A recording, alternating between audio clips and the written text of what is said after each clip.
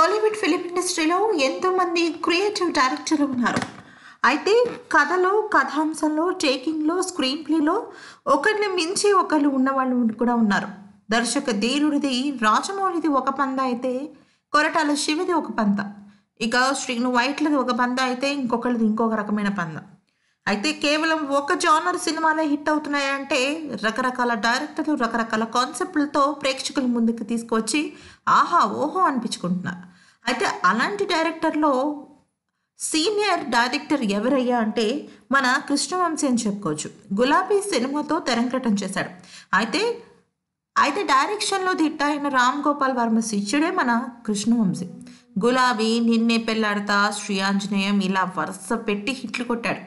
అయితే గత కొన్ని రోజులుగా తనకి హిట్ల తాడి తగ్గింది. 'గోవిందుడు', 'అందరివాడే', 'మొగుడు', అలాగే 'నక్షత్రం', మొన్న ఈ మధ్యనే వచ్చిన 'నక్షత్రం' కూడా విఫలం అవ్వడంతో పెద్ద పెద్ద హీరోలు ఎవరు కూడా కృష్ణవంశీ దగ్గరికి ఒప్పుకోవటం లేదు. అయితే చిన్న హీరోలతో తీద్దామా అంటే కథ, కాన్సెప్ట్ అంతా కలిసి రావాలి కదా మరి. అయితే ఇప్పుడు కొద్దిగా ఇబ్బందుల్లో పడినట్టు తెలుస్తుంది కృష్ణవంశీ. అంటే ఆర్థికంగా కాకపోయినప్పటికీ కూడా సినిమాలు చేసే వాళ్ళకి సినిమాలు లేకపోవడం అనేది కూడా ఒక రకంగా ఆహ్, చే వెసులుబాటు లేకపోవడం అని చెప్పుకోవచ్చు. అయితే ఇప్పుడు సినిమాల కోసం ప్రయత్నిస్తున్న కృష్ణవంశీకి నాగార్జునకి సంబంధించి ఒక కాన్సెప్ట్ దొరికిందట. అయితే నాగార్జున దగ్గరికి కథ తీసుకుని వెళితే ఆయన సరిగ్గా కాల్ షీట్లో ఇవ్వకపోవటం లాంటివేవో జరిగాయంట. అయితే ఇప్పుడు నిజమేంటి అంటే ఇప్పుడు తన భార్య రమ్యకృష్ణ తన భర్త కృష్ణవంశీకి హెల్ప్ చేస్తుంది.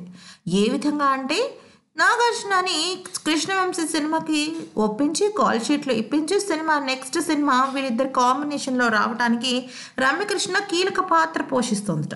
అయితే ఈ వార్త వైరల్గా చాలా ఎక్కువగా ప్రచారం అవుతోంది. ఎక్కడ ఈ వార్త బయటికి వచ్చిందో ప్రచారంలోకి వచ్చిందో తెలియదు కానీ ఏ సోషల్ మీడియా చూసినా ఈ వార్త గుప్పమంటోంది. అందుకని ఈ వార్త ఇప్పుడు మీ ముందుకు వచ్చింది.